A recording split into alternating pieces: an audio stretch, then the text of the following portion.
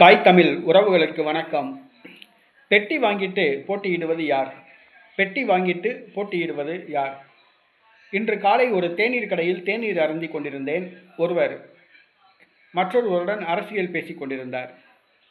அப்பொழுது சீமான் பெட்டி வாங்கி கொண்டு தேர்தலில் தனியாக போட்டியிடுகிறார் என்று சொன்னார். அப்போ நான் கேட்டேன், தேர்தலில் தனித்து போட்டிக்கிட்டா பெட்டி வாங்கிட்டு தான் தேர்தலில் போட்டியிடுறதா அர்த்தமா? ஆமாம். அதுக்கு அவர் சொன்னாப்புல, ஆமாம், அவர் திமுக அண்ணா திமுகவோட கூட்டணி வச்சு 4 சீட்டு எம்எல்ஏ ஆகலாம்ல, ஏன் தனித்து போட்டிடுறாப்புல?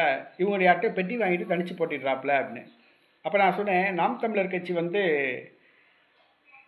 எங்கள் கட்சிக்காரவங்க 4 பேர் எம்எல்ஏ ஆகணும், எங்கள் கட்சிக்காரவங்க 4 பேர் எம்பி ஆகணும், எங்கள் கட்சிக்காரவங்க கவுன்சிலர் ஆகணும் அப்படிங்கிற நோக்கத்தோடு நாங்கள் அரசியல் கட்சி ஆரம்பிக்கலை.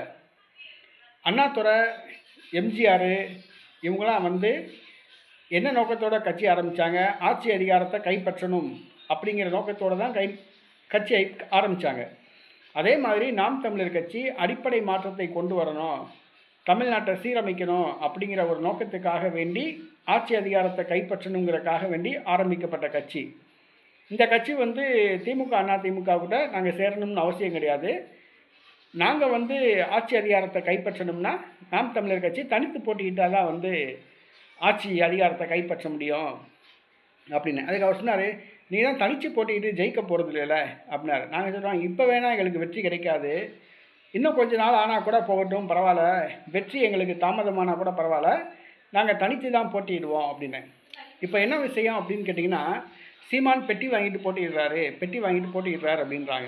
உண்மையிலேயே பெட்டி வாங்கிட்டு தேர்தலில் போட்டியிடுவது யார் அப்படின்னு கேட்டோம்னா, இன்றைக்கி திமுக கூட்டணியில் கம்யூனிஸ்ட் கட்சிகள் கடந்த பாராளுமன்ற தேர்தலில் மார்க்சிஸ்ட் கம்யூனிஸ்ட் கட்சி 2 தொகுதி திமுக கிட்ட வாங்குச்சு.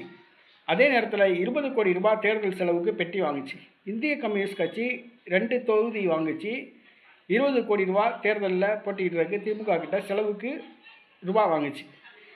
அதே போன்று விடுதலை சிறுத்தை கட்சி திமுகவிடம் 2 தொகுதிகள் வாங்கியது, 20 கோடி ரூபாய் செலவுக்கு வாங்குச்சு.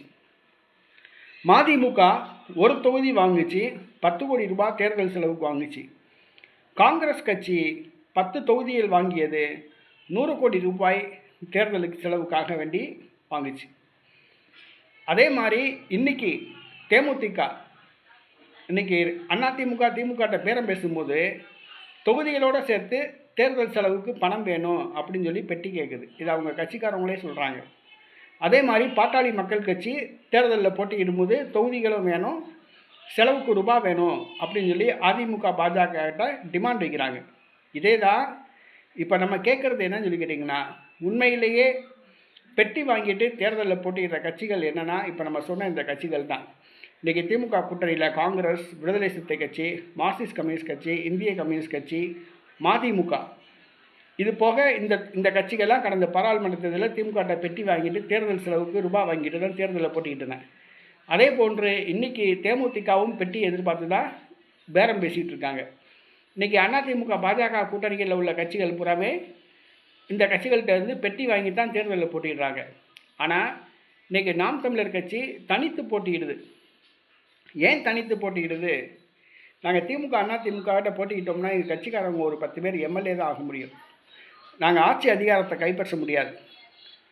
அண்ணாதுரை திமுகவை ஆரம்பித்தாப்புல 19 வருஷம் கழித்து தான் ஆட்சியை பிடிக்கிறாப்புல.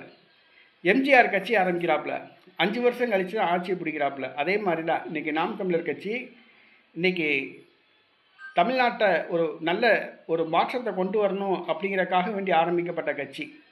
இந்த கட்சியை மக்கள் புரிந்து கொள்வதற்கு சற்று தாமதமாகலாம், இந்த கட்சியை அரியணையில் அமர்த்துவதற்கு சற்று தாமதமாகலாம், வெற்றி எங்களுக்கு தாமதமானாலும் பரவாயில்ல, நாங்கள் நாம் தமிழர் கட்சி தனித்து தான் போட்டியிடும்.